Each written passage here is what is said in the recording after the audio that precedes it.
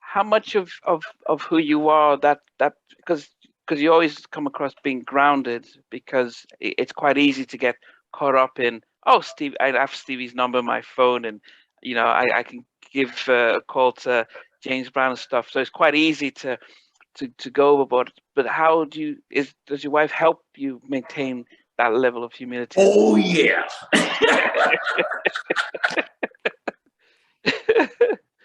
Oh yeah. Let me tell you this, and this will be a chapter in a book or a story anyway. It was my 30th anniversary of doing radio here in Washington, D.C. All right, and the chapter would be called "The Perfect Day." Okay. I go out to run because I was doing a morning show on the radio, so I got up early for my run at 4, and get back at 5. The morning paper's been thrown, and pick up the paper, and there I am on the front page of the Washington Post. Donnie Simpson celebrating 30 years on radio today. Wow. It was like that. That's okay. That's a heavy moment for me. So go do the radio show. We do it from this legendary place in DC called Ben's Chili Bowl. We've got probably 2,000 fans there with us to do the show that morning. That night, they have an all-star concert for me with Smokey Robinson and LL Cool J and all kinds of people, man. It's just crazy. Do the after party and everything, man. Get home at 2 a.m, and my wife says, "Don't forget to take the trash out." Oh. That's the perfect day to me.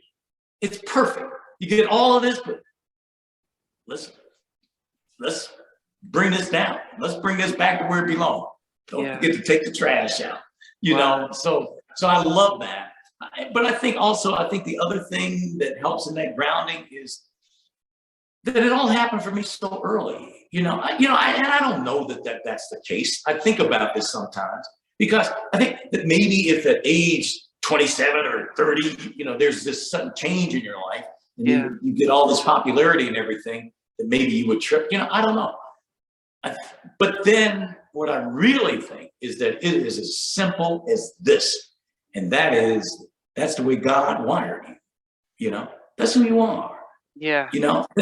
That no matter when it happened, you would. I like to think that you would be this way.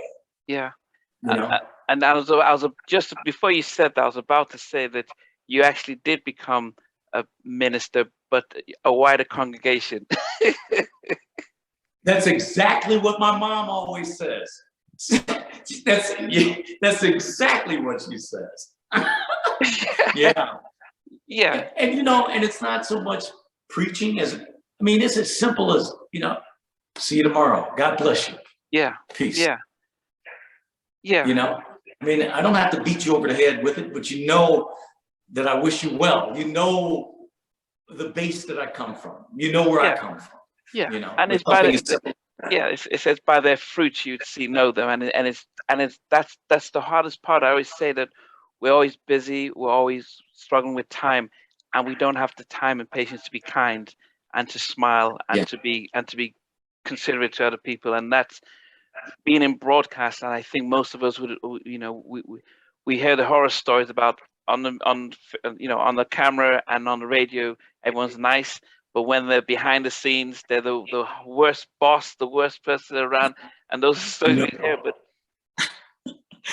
and I hate that because people expect you to be that. It's like, man, it always freaks me out when you go like, "Man, you're so cool, you're so down to earth." It's like, well, what'd you expect? But oh man, I was talking to Big Daddy Kane recently. I had him on my radio show. And he was talking about just the respect that he had. He said, because when I came here to Video Soul the first time, you treated me like a real artist. I was like, how else would I treat you? You are a real artist. He said, but at that time, man, he said, the rappers, we didn't get that kind of respect, man. Yeah. You gave it to me. And I was just, I don't know. It made me feel good and sad at the same time. Like, why would I treat you any other way? Yeah, because back in those days, it was just yourself and Arsenio who really gave the opportunities to black music. I mean, because Michael knocked down doors on MTV and around the world, but it still didn't. It wasn't happening for R&B acts or hip hop acts back in those. Not like now, where the Cardi B's hosting the LL's hosting the Grammys and Cardi's hosting American. But back then they couldn't get anything, and to see. And in fact, that's probably why I wanted to find out about how it was working in BET back in those early days when they started off, because it must have been, I'm sure other networks weren't happy to see their black demographics being shifted to one station. So there must have been a lot of challenges for BET in those very early days, especially with you joining. Yeah. Well, then, later you get like Yo MTV Raps. Yeah. They've been really, trying to siphon off some, of what we do. But what we did was 24/7, and it was from the heart. We are of this. As I like to say, we aren't just on safari. We live here. This is what we do. This is what we do. And so, it was, I was very proud to be a part of that thing, man. Everybody that I know that worked at BET has that same level of pride, to know that you were part of something that, it's like when I was a kid, we only had 3 television stations here in America, ABC, CBS, and NBC. Then later cable comes, so you got a whole list of things. But when BET came, it's like that's the first time where you got 24/7 black folks on your TV screen. That's significant, and you don't think about it again while you're doing it. You don't think about it, you're just doing what you do. But I remember when Houdini was inducted into the what do they call it, VH1 Honors. Yeah. And they called me and asked me if I would come to New York for that. I said, because you're the reason that we happened. And we just can't see having this moment without you being there. Man, I'll be there. So one of my friends here, who was a comedian sidekick on my radio show, he said, watch, you're going to be amazed at the level of respect and love you get from the hip hop community. And so I went there, man, and went backstage, man. And I'm telling you, every single one of those hip hop acts would come up to Donnie Simpson, man, you the OG, bro. But it freaked me out, man. But then, when we were like getting ready to write the book, and when you're working with a writer, it forces you to think about all kinds of things, go back and look at these things. And it's like, I never thought of us as, understood the R&B artists, the significance we had to their careers. Yeah. But I never thought about it in terms of hip hop. But then it's like, if you think the R&B artists didn't have any outlets, the hip hop artists really didn't have any outlets. Yeah. And our very first guests were the Fat Boys. Wow. Yeah, very first guest on Video Soul, the Fat Boys. So you do have that history in hip hop. But we had everybody on there from Biggie, to Pac. Yeah. And again, I just love music. So all of that makes sense to me. I'm so glad that we had that thing that wasn't restricted. Yeah. That wasn't Disco 93, that it's broad. You can do everything. I'm sorry. I was going to shift real quick because I want to make sure I told you this story because we're in the UK. Because I told you the Elton John, Benny and the Jet story. Yes, yeah. When I was in Detroit, the DJ who was on before me, he did afternoons. His name was Claude Young, the big soul rocker, and so Rock turned me on to Elton John. So every night, man, we sit in this basement listening to Elton, man. This album, Goodbye Yellow Brick Road, man. Okay. Benny and the Jets would play, man, and I would just, God, I love this song. I love this song. But I was scared to play it because black folks didn't know Elton John. Okay. So for about a week, man, Finally, a week later, I said, man, I'm playing this. I went on the air and played it that night. I played it twice. I played it the second time because the phones were jumping off the hook from the first time I played it. Wow. It was like nothing I had ever seen before nor since. I mean, like, boom, an explosion, man. It was so fast. The DJ who worked the morning show, who was the guy that did his show for my mother's record shop, by the way. Okay. Calls me the next morning at 7:30, wakes me up. Donnie, what is this song you played last night? Jenny and the Nets or something? Man, you gotta bring it down here. I had to get in my car, take it down to him to play. In 2 days' time, Elton was on the phone. Called the radio station. Wanted to know, what is this? I hear Benny and the Jets is breaking black in Detroit. I mean, it was amazing. About 6 months later, Elton comes to town, holds a press conference. This is Elton John, right? Presents me with a gold record for this thing. And it was just the most, to this day, still one of the most amazing moments in my career, man. Me and Elton hung out for 2 days, you know.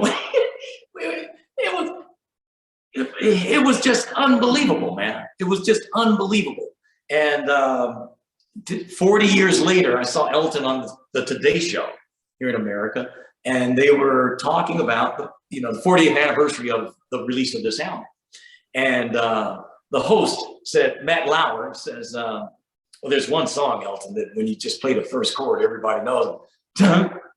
And it was Benny. It was Benny and the Jets. He said, oh, yeah. He said, the thing broke out of Detroit. And he said, it was such a significant moment for me because, I always wanted to be accepted by the Black audience. Always wanted to be, and that gave me that.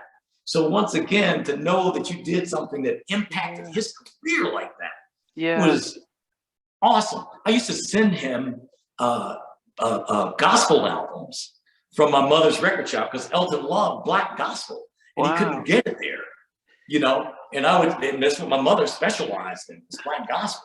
So I would send him gospel albums and stuff, man. And, it's just a really, really cool moment in my career. But I bring it up for this reason, that it was it's a perfect lesson in going with your soul, doing what you want to do, and also to say that how fortunate I was, and I am to this day. I still control what I play 100%. I do anything I want to do on my show, 100%. It just doesn't exist in radio anymore. And that's sad to me. The fact that I'm the only one doesn't make me happy. It makes me sad. Yeah. Because there's some young people out there now with good ears, man, who can't have that Elton John moment, because they aren't free to. And that's so tragic to me, man. It's just, I hate that. I love the old school way of doing it, man. And I was that way even as a programmer. When I told you I programmed the radio station, KYS, for 12 years. Man, I let my jocks have freedom, because I always felt that if you're doing something that represents you, it's going to be a lot different than you just represent me. I want you vested in this. Represent you, man, who you are and what you do. Freedom, let's go. That was a school I was from. And I just find, man, that when you let people go like that, you'll be amazed at the talent that come out. Instead of you telling what to, who Howard Stern is, of course. Yes. I was hanging with Howard Stern one day, man, and he said the coolest thing. He said, Donnie, isn't it amazing that these people will pay you all this money to do this and then want to tell you how to do it? Thanks for watching. Please remember to subscribe to the channel, but most importantly, to press the notification bell so that you can be notified when we do have a new interview. Loads to come, but thanks a lot for watching.